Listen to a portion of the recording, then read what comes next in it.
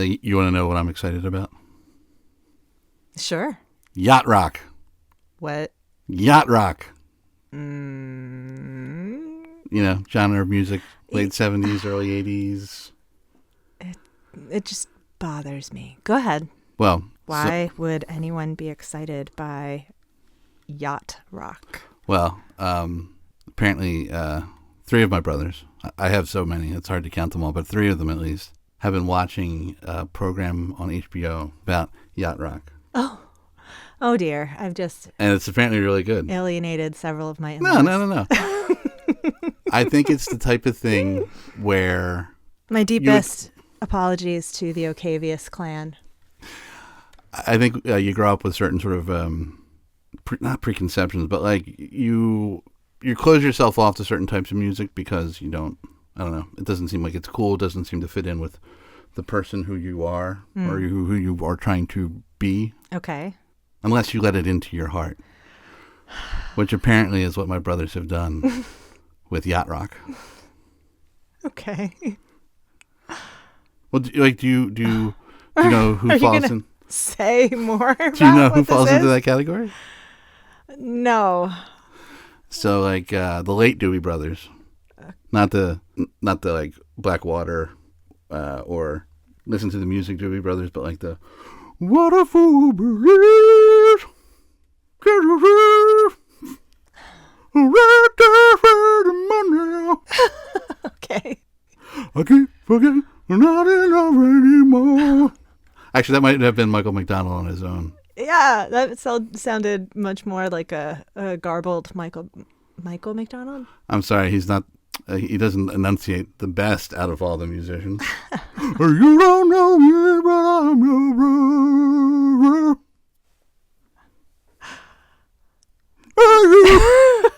Okay. I do have to say some of my favorite reels or videos or TikToks or whatever are when folks are watching a video of Michael McDonald and they're like, wait a second, what? That guy? Yeah. Because it is. He doesn't have the same, it's sort of like the Rick Astley thing. Yeah. Rick Astley. Who's the other guy? The old time is Bobby something. I got nothing. Shoot. Might have to cut this part. Oh dear. Okay. Well, in any case. What a fool are you when I can't let go. I come back to let you know. Nope. Got a thing for you. Nope. Nothing? No. Man, we have so much more music to share. Oh dear. Oh. It's little surprises along the way. How fun. So, why are you so excited about Yacht Rock exactly? I forgot that's how this started. Well, because I think we're going to watch it, the documentary series. Mm-hmm. I think it'll be good for us. Oh. Thanks a lot, Ocaviuses.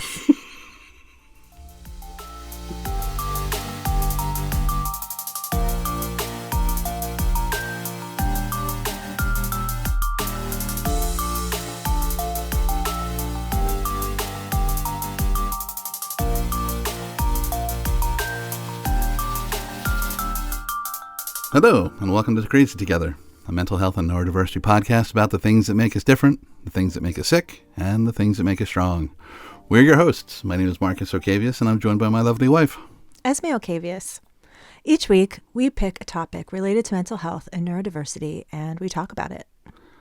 So, sometimes those topics are super specific, and you can tell at a glance how they fit into a discussion about mental health and neurodiversity.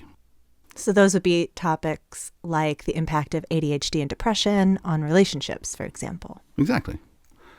And other times, the connection between the topic and mental health might not be as obvious. Yeah, a completely random example of this might be something like doing an entire episode about a crappy CNBC article that's promoting a run-of-the-mill self-help book for corporate drones. Okay. No, that's a fair example.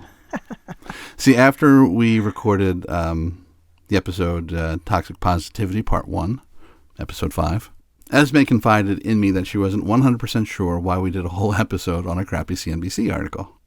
Yeah, I felt like we had kind of lost the thread a little bit. This, after all, is a podcast about mental health and neurodiversity. So why would we do a podcast about toxic positivity if we weren't going to do it from the lens of how that mindset impacts people with mental health issues?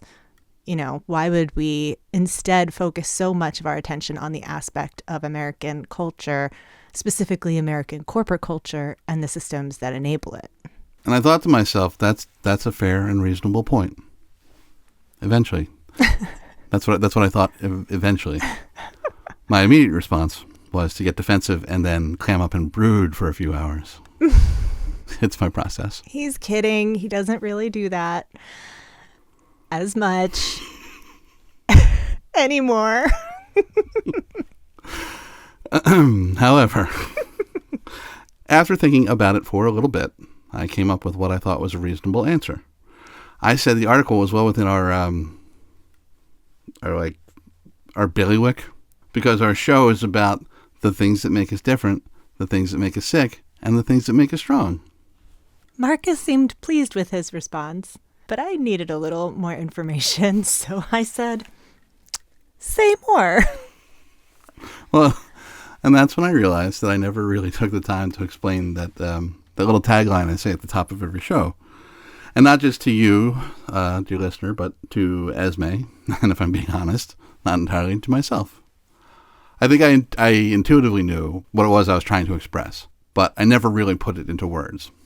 So, for the first time ever, I'm going to explain the purpose of our show. Because the 7th episode is really the ideal time to unveil the thesis statement for your podcast. It's totally fair. But in doing so, I'll explain why I think talking about a crappy CNBC article fits in with our stated purpose. So, to reiterate, our podcast is about 3 things. 1, the thing that makes us different. 2, the things that make us sick. And 3, the things that make us strong. So let's take those one at a time. So, first, the things that make us different. So our conditions, our classifications, our diagnoses, like, these are things that literally set us apart from the normals. And we think it's important to talk about these types of things because being labeled different just sets us apart from other people. It literally creates like a distance of sorts, maybe more of a metaphysical distance, but nevertheless separates us from other people. And anytime there's like a distance between people and perspectives, it just generally leads to misunderstandings. So our goal or our hope is that talking about difference can sometimes close gaps between neurodivergent people or people struggling with mental health issues and the neurotypical. But even when it doesn't, or if it doesn't, it's cool because at least our fellow rare breeds benefit from some form of acknowledgement and visibility. You know, feels good to hear someone else describe what you're going through. And so we feel like there's power in that. So basically our discussions about ADHD and depression and imposter syndrome each fall into that first category. Yeah, those are shows about the things that make us different. And our goal here is to highlight those differences and put a human face on them through storytelling. And if we ever pivot to video, interpretive dance. Oh my God, no. All right, so next, actually, we'll do it a little bit out of order. And we're going to jump to the things that make us strong. Okay. So in this case, this is anywhere or any time that we sort of, we take a stand for who we are and sort of like acknowledge, own our differences, and share our experiences.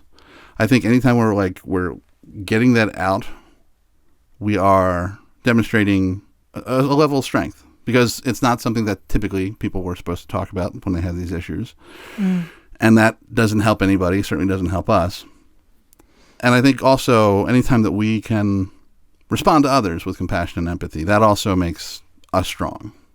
It makes us strong, makes everybody else strong when we're creating that space where people can feel okay to talk about these things.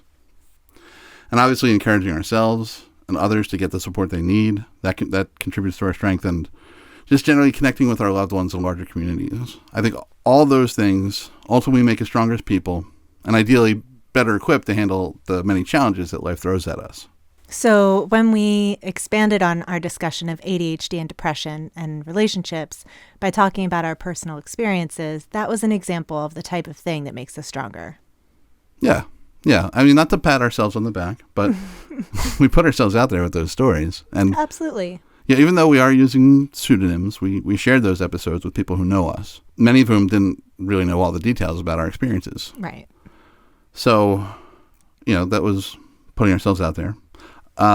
Plus, we're constantly getting on the listener's case about getting professional support if they need help. And if we're successful in building a community of people who are experiencing some of the same or similar challenges, then maybe that's what makes us strong too. Yeah. Okay. Now let's jump back to the middle one, the things that make us sick. Boo. So this one is all about the causes of mental health issues. So, I mean, literally anything that impacts our mental health and well-being. Admittedly, this can be a very broad one. And it can be a difficult one to talk about just because the theories about the causes and sources of mental health issues or neurodivergent conditions are, like the number of theories out there are numerous and varied and super technical. I mean, Esme, if you had to come up with let's say a non-exhaustive list of common causes, what would you say? For mental health, sources of mental health issues and neurodivergence? Yeah. Okay, so genetics, environmental factors, childhood experiences, traumas, substance abuse and addiction, illnesses, stress. Social media. Yeah. Yeah. And so, I mean, granted, it's a wide range of topics, but some of them I think you can see where there's some complexity involved.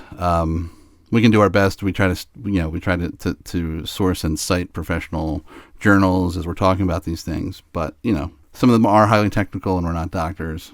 And ideally, we'll get better at having these discussions as we build our network of experts. And for most of these issues, that's what's needed is expertise, particularly when it comes to figuring out how to help somebody deal with the mental issues or mental health issues that arise from these challenges.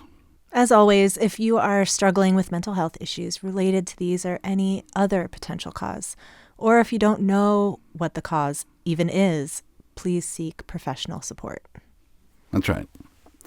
So we'll be sure to tread carefully when discussing the root causes of conditions impacting your mental health, particularly if it's sort of like out of our area of expertise. But we're not going to shy away from causes entirely.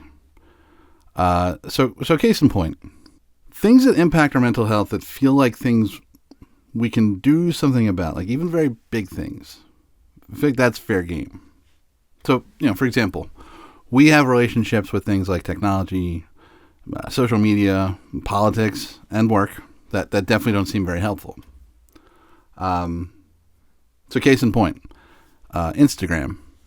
A study had come out that it was negatively impacting the mental health of like teenage users, particularly teenage girls. And like the story came out in the news media. I don't know that like a lot had been done about that as a result. Right. And very recently, within like the last month or so, I had seen some articles from the National Institute of Health, the NIH, releasing guidelines and recommendations to limit the age of access for teenagers. Like, I think that they were saying, no one under the age of 16 should have access to social media just simply due to the negative ramifications. Their brains are just too susceptible, and there are no positive outcomes for the most part. Or the negative so far outweighs the positive to just make it dangerous.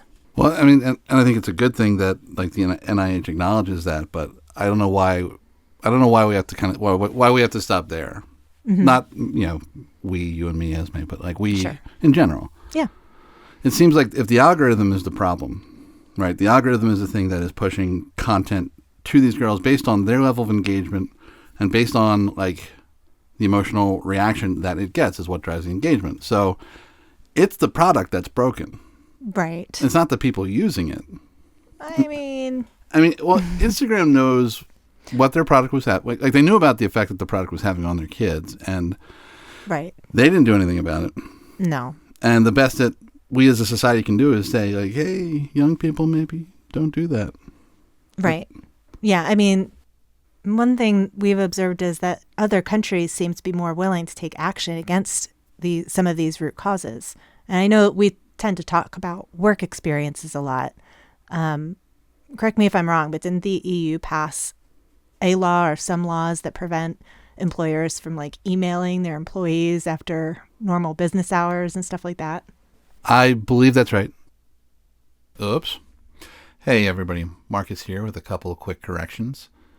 The policy proposals that seek to protect workers' rights to disconnect and not be contacted by employers after hours are referred to as right to disconnect laws. While many countries, both inside and outside the EU, have passed similar laws for themselves, it hasn't been enshrined into EU law yet. Also, the name of the musician, whose name I couldn't recall during the cold open, is Bobby Caldwell. And the name of the song I was butchering is What You Won't Do for Love, from his double platinum debut album, Bobby Caldwell, in 1978. I am deeply ashamed for having forgotten his name. Now back to the show. Yeah, I mean, we're, as a nation, we're far less willing to take those types of steps. Yeah, that probably has a lot to do with the fact that so many of our politicians are in the pockets of various corporate interests. Esme, please. There's no correlation between the billions of dollars in campaign donations and actions that they take. So along this line of like the things that are impacting our mental health, these things that make us sick, like in the previous episode, I made the case around expectations about having a positive attitude in the workplace impacts us because it means that people are discouraged from pushing back on their vague job expectations or other unfavorable workplace conditions for fear of losing their jobs. Right. So positivity is an enabler of working conditions that are impacting our mental health or making us sick. Right. Because the loss of the job security exposes us to increased stress, which in turn has been proven to be linked to the development of mental illnesses like depression and anxiety. Okay, I agree that work and culture around it is a factor that is making people sick. And I see your point that employers' expectations about having a positive attitude might just be a tool for making workers shut up and accept their circumstances. But I don't think that you've clearly connected the dots from positive thinking to the self-help book we talked about in the previous episode.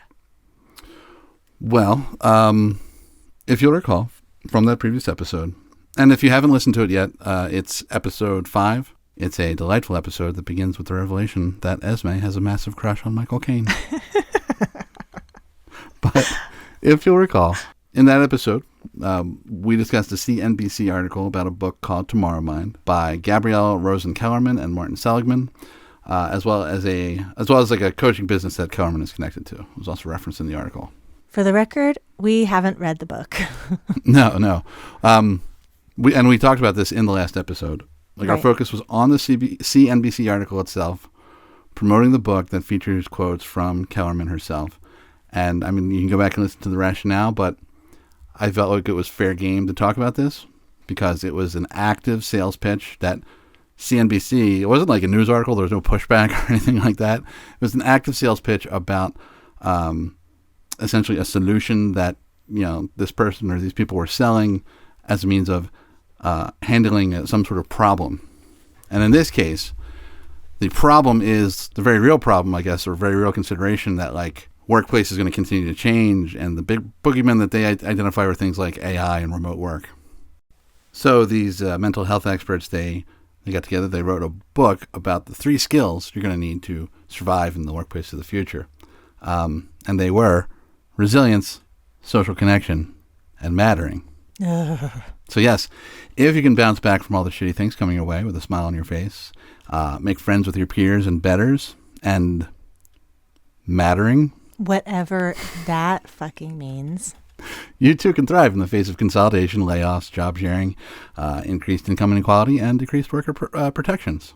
So the thing that actually really set me off, I think, with this article is like as a proof point for the importance of these skills, Kellerman referenced a study, and we'll link to that again in the show notes.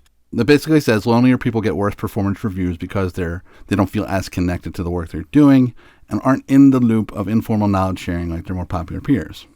And the reason this pisses me off is that the study's findings reveal a performance rewards culture that is deeply flawed and terribly biased and has nothing to do with performance. It seems to me that a rational response to that study by someone who's concerned with treating people with mental illnesses would be to point their finger at the employers and say, look, hey, get your shit together. Your reward system is arbitrary and it's hurting people. But that's not what Kellerman and Seligman decided to do. It's not what a lot of these people who get into coaching and the business decide to do. They instead decide to kind of prop up the existing system by telling people, hey, it doesn't matter how messed up the system is. You can still be successful if you buy our product. And to me, it just feels like the it is fine or this is fine meme, like the dog in the comic strip. First panel, dog sitting there placidly, house is burning down around him, and then next panel is like a little close up on him, and he's saying, "This is fine." Yeah. Oh, yeah. For me, this kind of feels like, especially in light of that study, it feels like there should be a third panel where you see a window to the outside, and on the other side of that window are Kellerman and Seligman just kind of standing there, giving the dog two big thumbs up. And so for me, that's why I wanted to spend our time in the last episode talking about a stupid CNBC article. Because I think it's things like this that are contributing to the mental health crisis. Things that are making us sick. Because it encourages us to engage in a broken system rather than questioning it. So would you say you're anti-positive or maybe pro-negative? No, I think a positive attitude has its place. Oh, well, I would agree. Yeah. Like we said in the last episode, it can be a helpful thing, and it can be a thing that helps fuel you to chase big, important things that might even seem unlikely. I mean, hell, it takes a fairly optimistic outlook to do what we're doing right now by trying to launch a podcast. It's not exactly a wide open marketplace. But the thing that I object to is the type of positivity that appears to require some degree of self-delusion or like a dangerous contempt of risk awareness. I mean, Esme, you are, I think, more active on social media than I am. I don't know that that's saying a whole lot, if I'm being honest. But still, I have social media, whereas you do not. Well, that's true, too. Because it's a cesspool. But you see people share some, positivity, pro-positivity, positivity can move mountains, law of attraction stuff. Yeah, people who, it's about manifesting just by thinking about them. There are plenty of folks who post on social about keeping unhappy or negative people out of their lives because they don't need that kind of energy. And for me specifically, those types of things, especially when I've been at some of my very low periods, that's been a really tough pill to swallow. And it serves to isolate me or contribute to feelings of isolation because I can't relate to any of these people. If I'm going through a really tough time, I think we've talked about in previous episodes, a lot of treatment revolves around controlling the things that are within your sphere of influence. And in those moments, I've felt like so many of those things are outside of my influence. And so manifesting just to me seems like a bunch of middle fingers pointed in my face. Yeah. And I mean, it's probably not even the intent of the people doing it, but it's the impact. Right. And because, I have been feeling so low, that also kind of closes me off. My experience is not welcome as part of the conversation. I don't want to be bringing down the room just by virtue of the fact that my experience is so dramatically different and my view on things does not align in any way, shape, or form. Again, I feel like I've kind of lost the thread, that this isn't helpful. No, it's really helpful. Okay.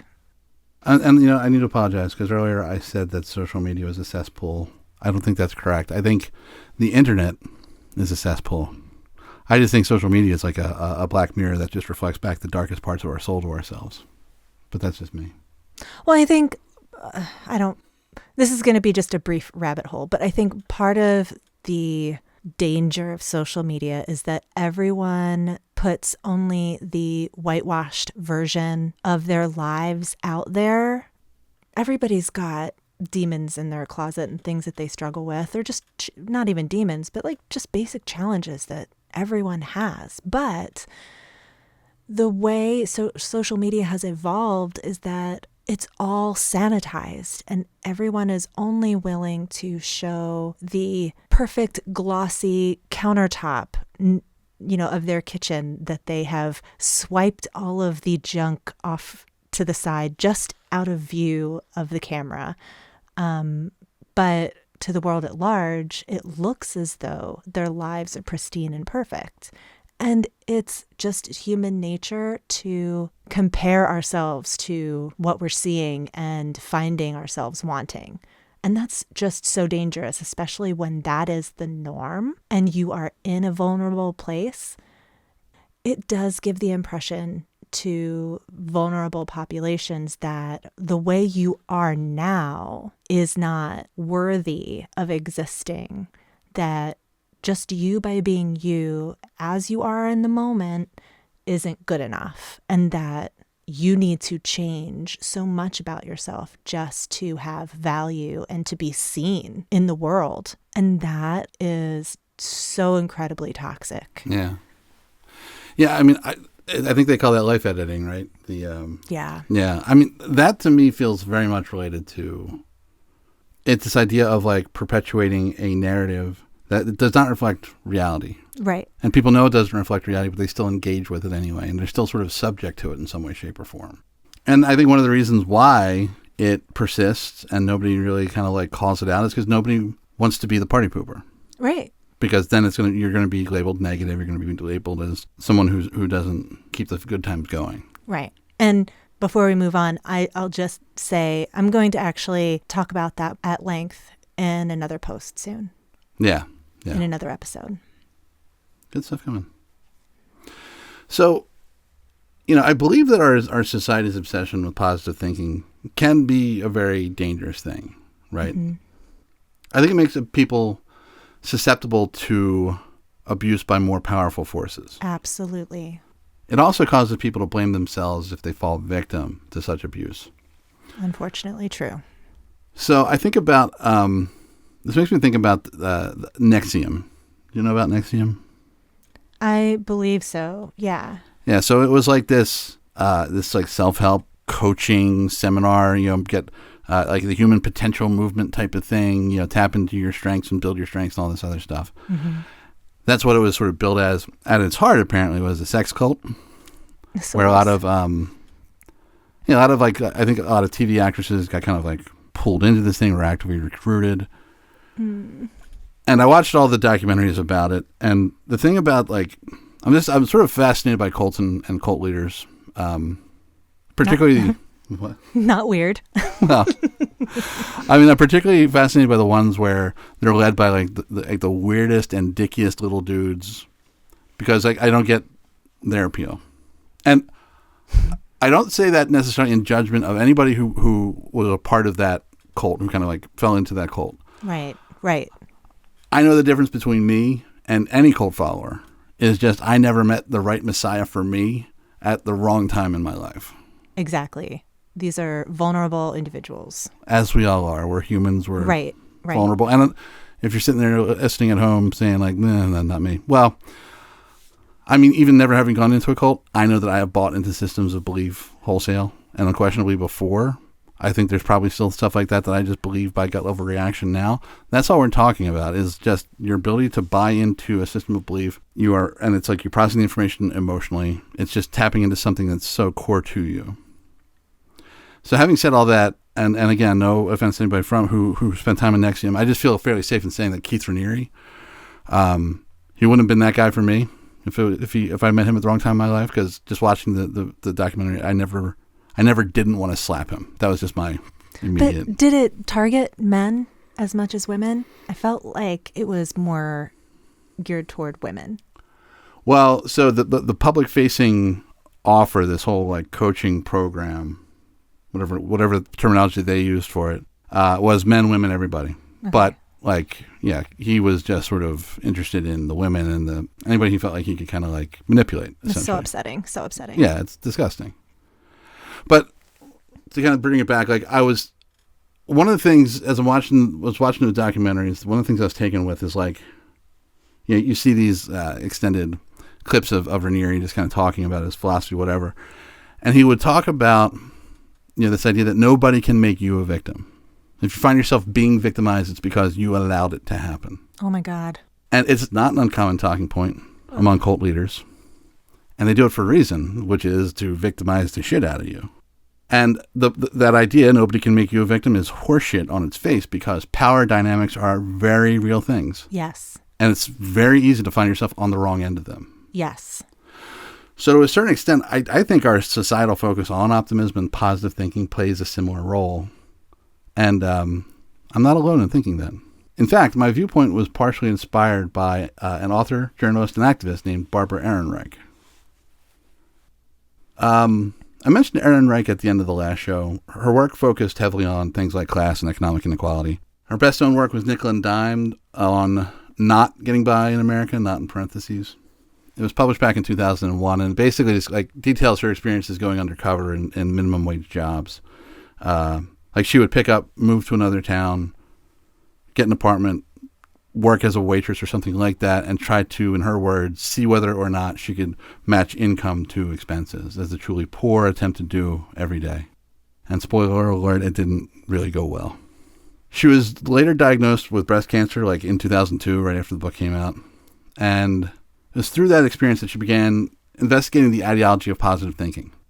This was due in part, like she was just surprised by the extent to which she was encouraged to maintain a positive attitude throughout her treatment. Yeah, and that's pretty common. Yeah. And a disclaimer here. I know that there's research out there that evaluates the impact of positive thinking on morbidity and longevity rates. And I know Ehrenreich was skeptical of that data. I don't know enough to argue either side, and I'm not going to do that. I'm also, like, you know, the focus on positivity, my questioning of that notwithstanding, I'm not going to criticize anybody who cultivates a positive attitude to help them in their fight against cancer. No, of course not. That's a personal choice. It's a thing that it's their choice to do it.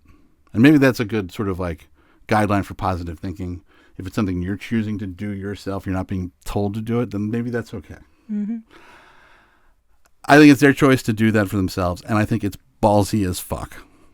Like Lee Marvin ballsy. Like Lee Marvin, Big Red One, storming the beach saying, "Fuck you, Nazis, this is my beach head." Like, that's kind of ballsy. Who's Lee Marvin? He God.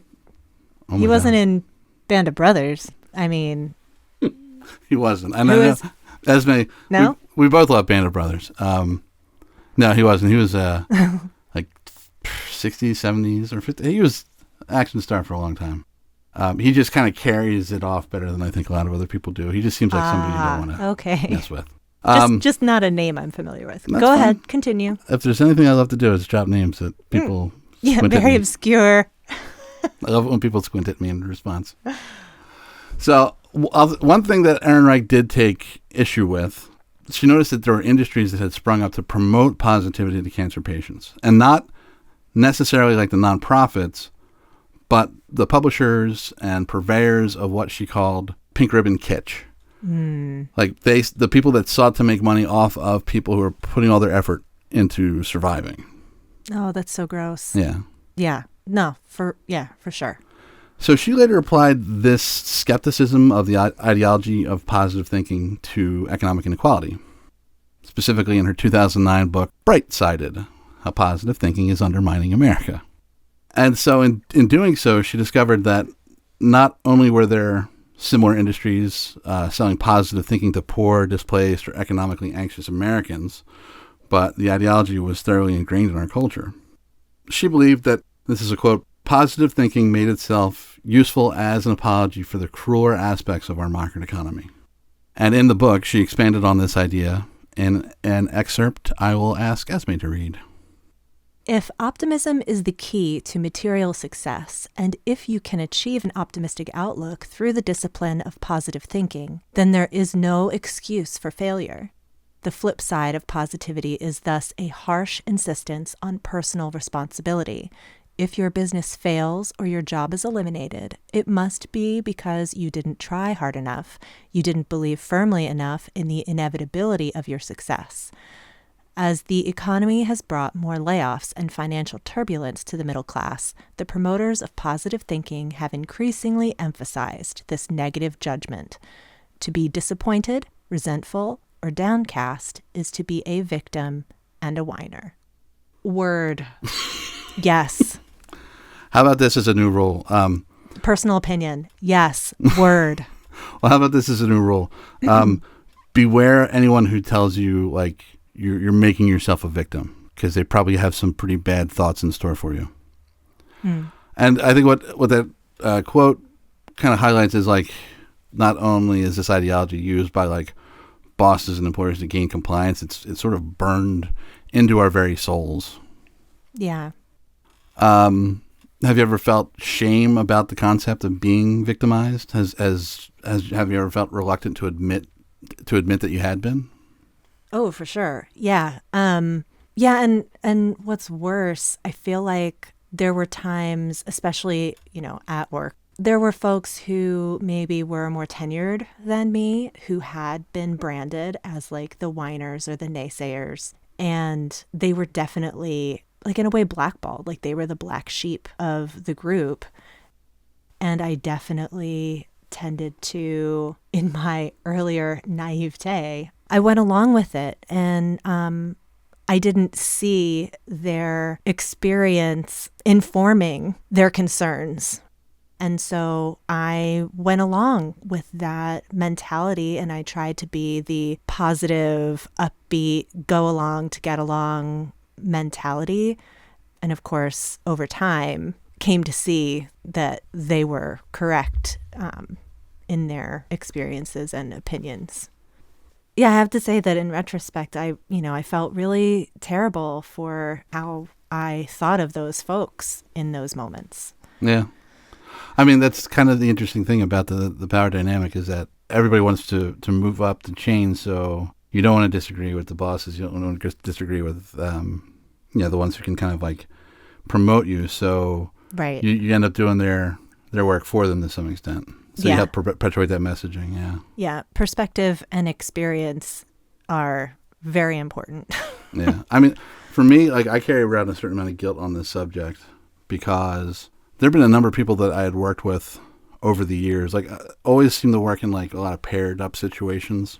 And there are a number of folks I had worked with who were like at a lower job level than me. And for a lot of them, like, they were struggling with essentially like this process of being dicked around with, being constantly told they had to build different skills, demonstrate different abilities if they wanted to get the promotion. But in reality, it was really probably just the numbers game to see who they might be able to afford to promote. And I ended up working with a lot of these folks, and my heart went out to them, because I had gone through that before in my career and other places. And I was always trying to be like a sympathetic and ear to those folks, but at the same time, I was doing like the rah-rah, coach them up, let's go, Sometimes it sucks and we just have to keep our heads down. Right. And I just know that, like, it was another voice that they were hearing that was saying, you have to ignore the realities that you're facing with, that you're dealing with, and just, keep grinding away. I know. So it's just something that gets deeply ingrained in our work culture. And interestingly enough, like, from Ehrenreich's perspective, it's just deeply ingrained in our American culture. Like, she is in the book Brightsided, she traces the origins of the ideology, like, all the way back to the origins of the American experiment itself. Even before there was even really like officially in America. And she believes it began as a reaction to the least positive white people who ever lived here. In the chapter, The Dark Roots of American Optimism, she writes, "Why did Americans in such large numbers adopt this uniquely sunny, self-gratifying view of the world? To some, the answer may be obvious. Ours was the new world, overflowing with opportunity and potential wealth, at least once the indigenous people had been disposed of. Oh my God. Yeah. Okay, continuing. Pessimism and gloom had no place, you might imagine, in a land that offered ample acreage to every settler that squeezed out of the overcrowded Europe. And surely the ever-advancing frontier, the apparently limitless space and natural resources, contributed to many Americans' eventual adoption of positive thinking as a central part of their common ideology. But this is not how it all began. Americans did not invent positive thinking because their geography encouraged them to do so, but because they had tried the opposite. Yeah, so Ehrenreich goes on to explain that the opposite of positive thinking was the Calvinist faith brought by settlers to New England. So she's referring to the people we commonly refer to as pilgrims. Generally speaking, I think it's more common to refer to their religion as Puritanism, but Ehrenreich uses the term Calvinist. I think she's just trying to cast a wider net of early settlers who shared similarly painful, dour philosophies. So to greatly simplify Calvinist theology, they believed in God's sovereignty over all things and in the doctrine of predestination. So basically, the big guy controls everything, and he decided whether or not you would be saved before you were even born. Figure of speech, don't come for me. You are essentially a meat puppet. Gross. You're essentially... Sorry. You are essentially a meat puppet. Gross. That the Lord maketh to dance. Except you can't dance because that's a sin. Dirty dancing. Yeah. Calvinist America was the town in Footloose, and we awaiteth our Kevin Bacon. The problem is nobody knows who's actually going to be saved in this system. And in theory, there's nothing you can do to improve your odds because everything you do was predetermined by God. But even meat puppets want to know how the story ends. So they look for clues. And there are only two things they could do. Engage. Meat puppets is really distracting. I'm sorry. Continue. Engage in constant self-examination of the dirty, sinful thoughts and purge them. And work your ass off. Or, as Ehrenreich put it. Oh, right. That's me. Okay. Calvinism offered only one form of relief from this anxious work of self-examination, and that was another form of labor: clearing, planting, stitching, building up farms and businesses. Anything other than labor of either the industrious or spiritual sort, idleness or pleasure-seeking, was a contemptible sin. So Ehrenreich goes on to point out that this is a pretty terrible way to live, obviously not very positive-minded at all. In fact, she calls Calvinism a system of socially imposed depression. And she reveals that new, rosier theories and theologies began to emerge as the rest of the American continent started to open up, as roads and later trains allowed early settlers to flee the grim, desolate hellscape that is New England. However, she points out that one aspect of Calvinism remained entrenched in the American way of life. Elements of Calvinism, again, without the theology, persisted and even flourished in American culture well into the late 20th century and beyond. The middle and upper classes came to see busyness for its own sake as a mark of status in the 80s and 90s, which was convenient because employers were demanding more and more of them, especially once new technologies ended the division between work and private life. The cell phone is always within reach. The laptop comes home every evening. Multitasking entered the vocabulary along with the new problem of workaholism. While earlier elites had flaunted their leisure, the comfortable classes of our own time are eager to display evidence of their exhaustion, always in the loop, always available for a conference call, always ready to go the extra mile. So the expectations around work ethic persisted while other aspects of the theology began to lose sway. And as I mentioned, these newer, more accepting schools of thought were starting to take root as people continued moving throughout the country, exploring new opportunities. In place of the theology emerged a new school of thought that was often referred to as New Thought, which is a worse name than Tomorrow Mind. New Thought was a blend of theories and philosophies. There was a touch of Emerson's transcendentalism, like a little dash of European mysticism in the form of Swedenborgianism. I think the central tenet of Swedenborgianism is... Bork, bork, bork. Sorry. Are we not...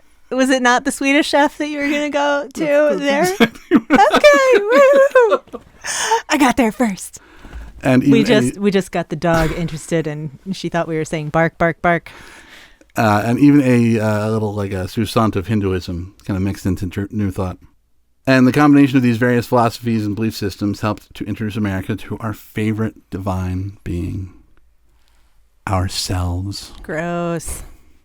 In the New Thought vision, God was no longer hostile or indifferent. He was a ubiquitous, all-powerful spirit or mind, and since man was really spirit too, man was coterminous. Ugh. You got it. Coterminous. That's not a word that anyone uses. Sorry to the author, but come on now. Sorry. Man was coterminous with God. There was only one mind, infinite and all-encompassing, and inasmuch as humanity was a part of this universal mind, how could there be such a thing as sin?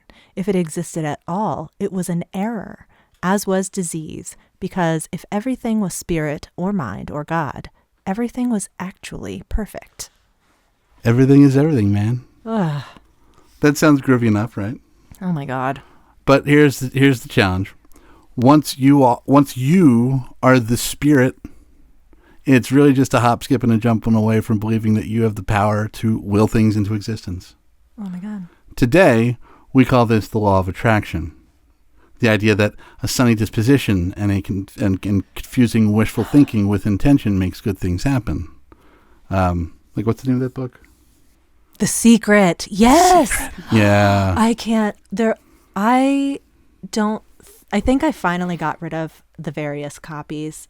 That people had given you? Yeah, I had gotten at least 1 or 2 copies. And it was big for a while. Oh, it was huge.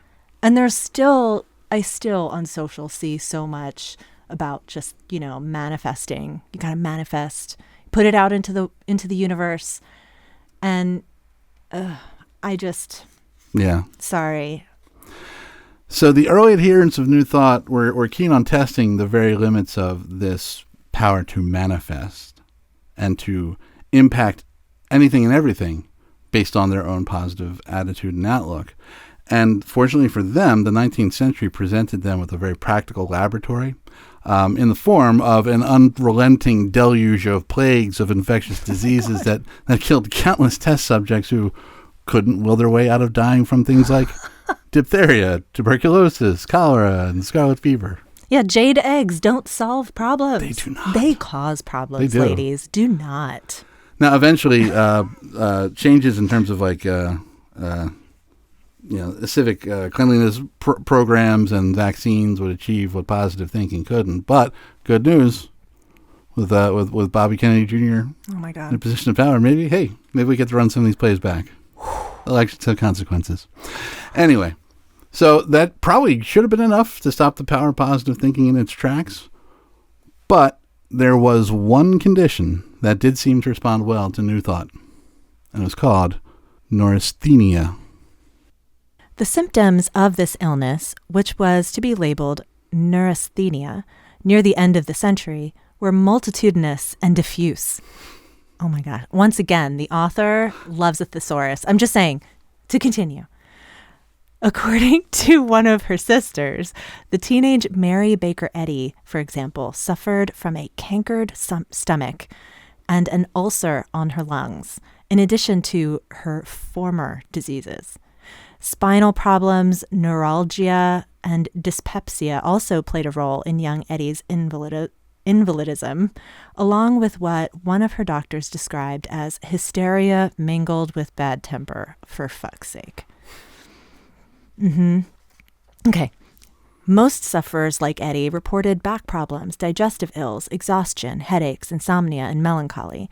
Even at the time, there were suspicions, as there are today in the case of chronic fatigue syndrome, that the illness was not real, that it was calculated was a calculated bid for attention and exemption from chores and social obligations. But we should recall that this was a time before analgesics, safe laxatives, or of course antidepressants, when the first prescription for any complaint, however counterproductively, was often prolonged bed rest. So neurasthenia mostly affected the powerless and the purposeless. Esme, can you guess who that might have been? I mean, definitely the ladies. When I see the word hysteria, I get really pissed. Dead giveaway. It's a dead giveaway to me because I don't think I have ever heard the word hysterical in the, mental health sphere usage, I guess, to refer to a man. I have never heard that. Right, yeah. He was given to bouts of hysteria. No. I don't think I've ever heard that as the masculine. No, yeah, never. Or vapors. Yeah. You never really hear that. Yeah. But yes, definitely. But more specifically, middle-class women were especially susceptible to it. Which is strange, right? Because they couldn't get jobs. They couldn't pursue an education. Well, they had no agency. Right. They had to get married and expected to tend a house. But at this point in history, they were no longer burdened with all the responsibilities of their forebears who were helping their families sort of hack survival out of the wilderness. No, but they did have to be chained to the house. Oh, yeah. And, they were... But they could buy soap. They didn't have to make soap. Like their day is no longer filled with all the activities. They weren't spinning and carding wool. Right, yeah, exactly. Okay. Not married to the loom so much, as it were. Got it. And so, even freed of those obligations, they succumbed to this vague morphing disease. You know who else was susceptible? I dare not guess. Right. Clergymen. Ew. More specifically, Protestant, I think, clergymen. Okay. Catholics, they always had some power up their sleeves. But, these were folks who were no longer imbued with as much power in their communities as their fire and brimstone forebears were. So they were kind of a sickly lot in the 1800s. Who else? Young men on the cusp of adulthood, privileged enough to choose their own destinies, but uncertain of what to do. So these people, just well off enough that they didn't have to struggle for survival, but not wealthy enough to enjoy full autonomy or the power of their station, were suffering, and traditional medicine couldn't do anything for them. And so New Thought stepped in to fill the void. And to its credit, it did. It focused on uplifting the soul. I think that's a unifying factor here. But different practitioners had different practices. But common denominators included the belief that, the belief that just believing that everything was going to work out okay. Or that you could repeat little mantras to yourself that would have some tangible physical benefit. Like as you were getting changed in the morning, you might stand up and yell, "Youth, health, vigor," and that would have some sort of thing. But here's the problem. Uplift is a nebulous target. And meat puppets being meat puppets, gross. We eventually want to know how our stories will turn out. We ask ourselves, is this working? Am I improving? How can I know for sure? Esme, do you want to guess what new thinkers decided to use as their barometer of success? I've got so many eye rolls happening and just groans of disgust. No, I do not want to guess. What else? Money. Of course, sure. Success. That was dumb. Success that you could hold in your hands and use to purchase status symbols, like a nice pair of spats for your shoes, or a cane that you could use to kind of poke people. The things you could wear on your head and hang around your neck. So all you had to do was believe in yourself and work every goddamn day of your life with a big smile on your face. If you were successful, you earned it. If you failed, you didn't work hard enough. It became like the central tenet of our lives. Work hard and reap the rewards. But don't just work hard, make the central guiding aspect of your life work. Because your very survival and your cultural salvation depends on it. Because if you don't succeed, you're a big fat loser. Right? It's good. This is painful just because I know, speaking for myself, I definitely lived, whether it was conscious or not, I definitely oriented myself in that way, that I had to bust my ass at work to prove that I had value. And to prove that you could be successful. Mm-hmm. And that at the end of the big contest that is life, you'd be a winner. Mm-hmm. Yeah. So this belief, it waxed and waned over the years. The Great Depression put a bit of a dent into it. It might have killed it outright if it weren't for the fact that there were still a lot of rich people still like hanging around. And they must have made out okay because they worked so damn hard. I mean, that's what they said, at any rate. That's what they told us. But even in the throes of the Depression, belief in the power of positive thinking and hard work still held some allure. And so the very first self-help make money authors started to emerge during this period. So your Norman Vincent Peale, your Napoleon Hill, I think was like another one of those guys. Those books that, I mean, they are still quoted to this day. They are the books that are the forebears to all the other self-help make money books that you can still find if you go on Amazon, if you go into your local Barnes and Noble. It's all there. And so as prosperity reigned after World War II, it became a self-reinforcing ideology. And even as the economy landed on, or turned down in the 70s, and the corporate layoffs began in the 80s, there were still enough rich people around who would swear by the powers of positive thinking and hard work that it sounded plausible. And Ehrenreich draws a line from the ideology of positive thinking straight through to the dot-com bubble bursting in the early aughts, to the belief that the war against terror was winnable, and we'd be over it, we'd be out of there so fast. Straight on through to the housing market collapse. Like that was the most immediate sort of major event that had taken place prior to the publishing of the book.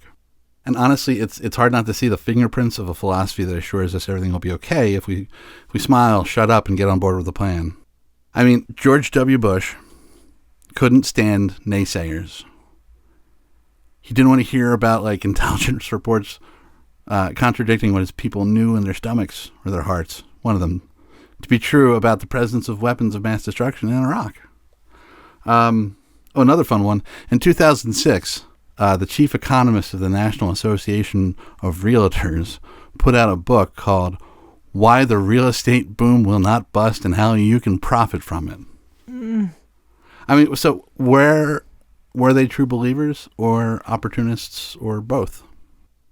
I guess on some level it doesn't matter because most of us didn't have the same luxury to be able to exploit others. We participate in the system willfully and gleefully, or we starve. Yeah. And, you know, I think you could then take like you could then say that you're a realist and say, well, all right, so what's the big deal if we have to participate in a big lie? That's the game, right? You play the game and you win. And look, the system works, right? If the market keeps growing and a rising tide lifts all boats. Except maybe it doesn't. I mean, consider your experiences. Not all of you, but most of you. For years now, you've heard bosses say things like, do more with less. Or even if they don't say that, we are constantly being told we have to operate more efficiently or leaner. We can work better, faster, and cheaper. And don't say but, say and. Embrace the challenge of and. Embrace and. And for years, we've been made to read some truly terrible books like Who Moved My Cheese? Or Mindset, or Give and Take, or Lean In. So we understand how much power we have in our hands and really how bad complaining is for our careers and how it also signals a deep moral failing on our part. Oh my gosh. And I just need to say really quickly. So I remember all of these books being trotted out throughout my career in corporate America. But two in particular, I just want to call out. The Who Moved My Cheese? I remember being so offended by how demeaning, it felt very demeaning. Mm-hmm. I just remember them like marching us all into a conference room to watch a little poorly animated video about the book and just like, are you serious right now? This is what you're telling us? Oh my God. But then conversely, I also remember buying in completely to lean in.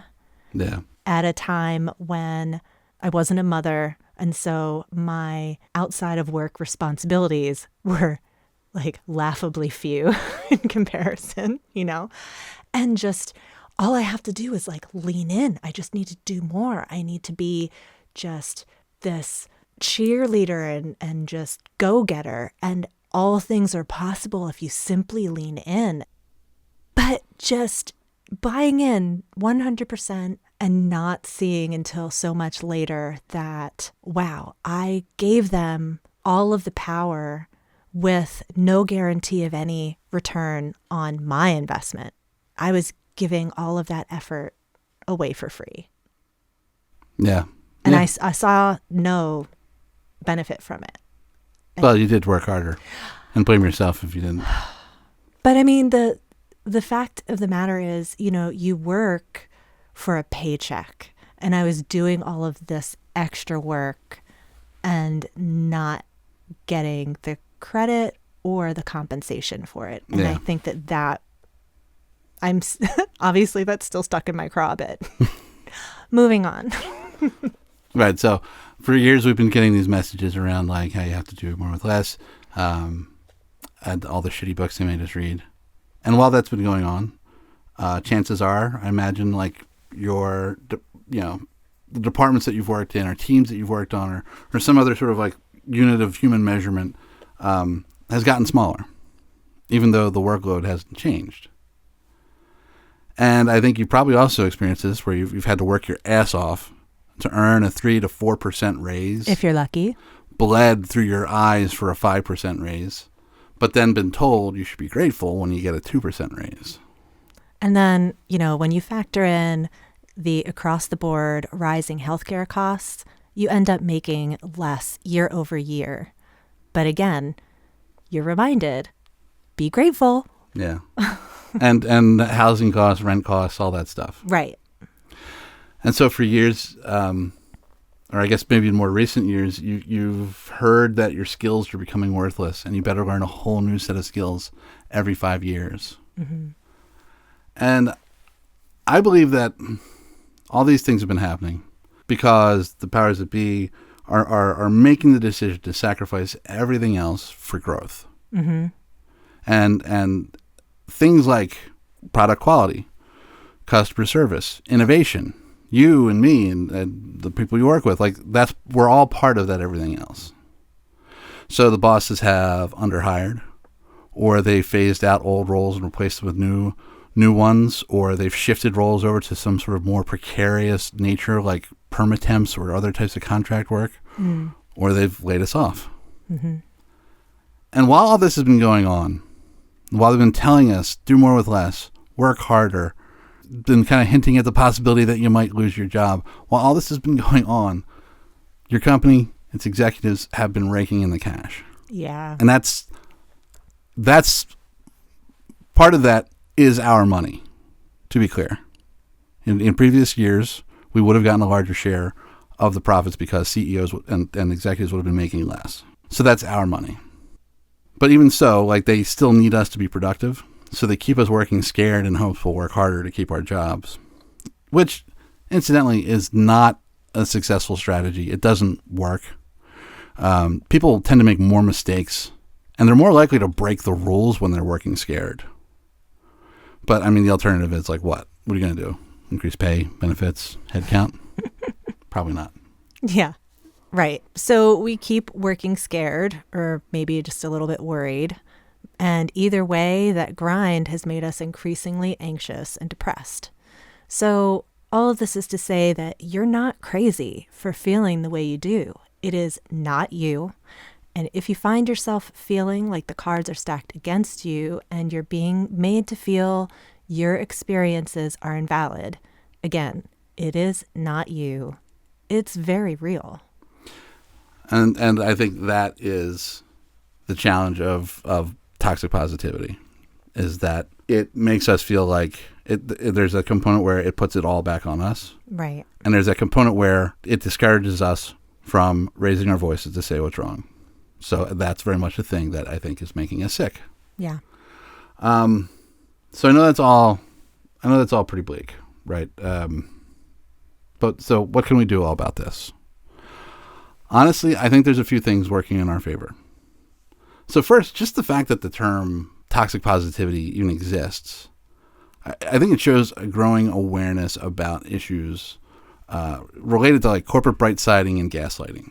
Yeah, and it means that we're not alone in seeing the problem, right? Yeah. And second, if there's one thing that everybody, or let's say most people, seem to agree on in this era of political division, it's that corporations have too much power and influence, and there's a growing desire to rein them in a bit.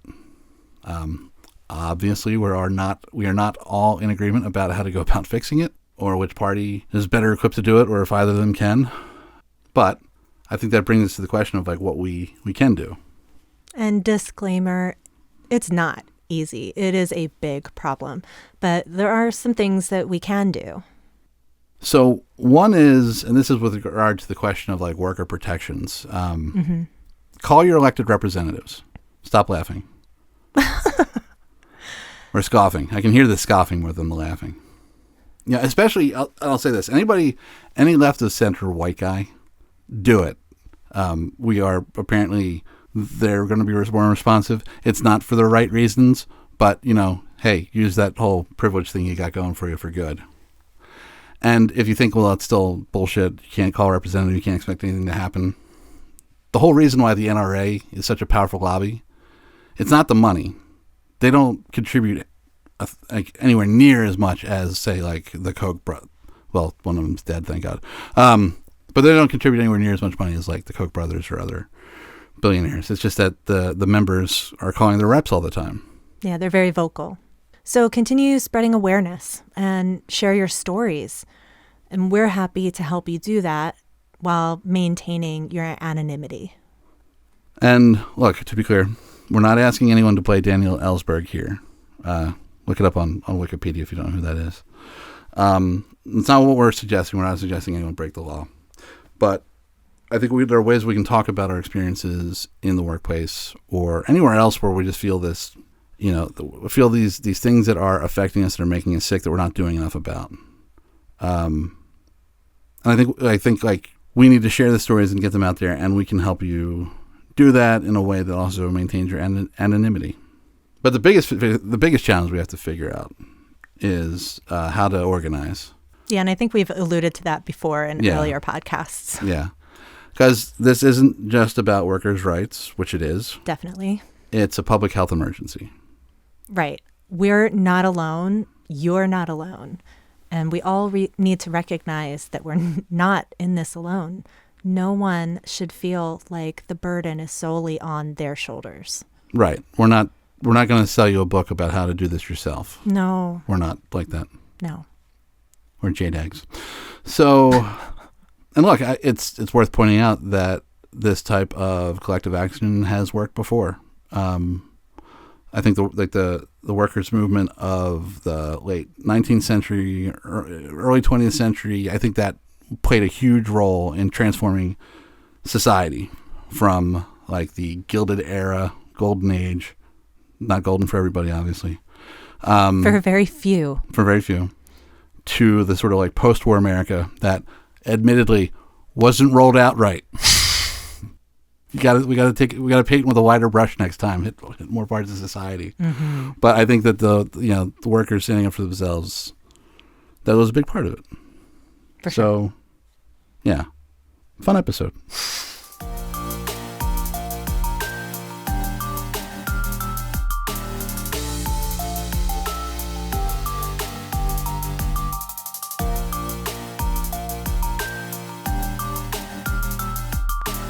So we'll be back next week with another show. Obviously, we're not done with this topic, especially because we want to hear from you how toxic positivity, or the cult of positive thinking, is affecting you, and we'll share our contact info with you in a bit. If you're anything like me, you read reviews to make sure something is worth your time, energy, and hard-earned cash. You can help us build our audience and boost our visibility by liking and subscribing on your preferred platform, giving us a rating, and if you've got an extra minute to add a review, that's amazing.